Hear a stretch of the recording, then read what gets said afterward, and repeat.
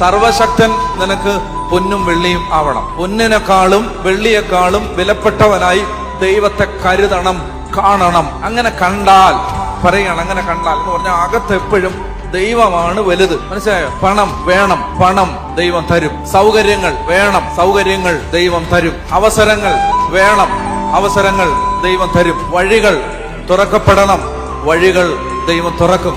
ഇതിനകത്തല്ല നമ്മുടെ എനർജി കളയേണ്ടത്, മറിച്ച് കർത്താവിൽ നമ്മുടെ ആനന്ദം വെക്കണം.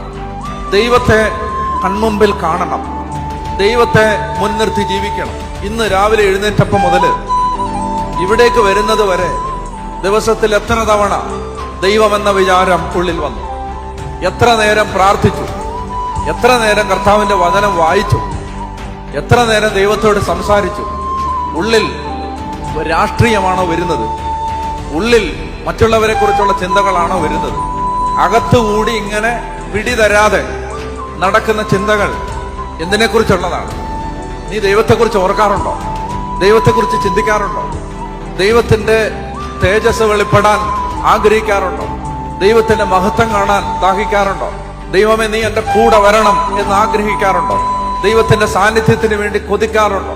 അവിടുത്തെ മഹത്വം സീനായ് മലയിൽ ഇറങ്ങി വന്ന പോലെ എന്റെ വീട്ടിൽ ഇറങ്ങി വരണം എന്ന് ആഗ്രഹിക്കാറുണ്ടോ? പെന്തക്കോസ്തായിൽ മാളിക കീറി ഇറങ്ങിയ ദൈവ ആത്മാവിന്റെ അഗ്നി എന്റെ വീട്ടിൽ ഇറങ്ങണം എന്ന് ദാഹിച്ചിട്ടുണ്ടോ? പ്രാർത്ഥനാപായ വിരിക്കുമ്പോ കർത്താവിന്റെ അടുത്ത് വന്നിരിക്കണം എന്ന് ദാഹിച്ചിട്ടുണ്ടോ? അതോ ഇതെല്ലാം കടമകളാണോ? ഇതെല്ലാം യാന്ത്രികമായി തീരുകയാണോ? ദൈവം കൂടെ നടക്കുന്നുണ്ടോ?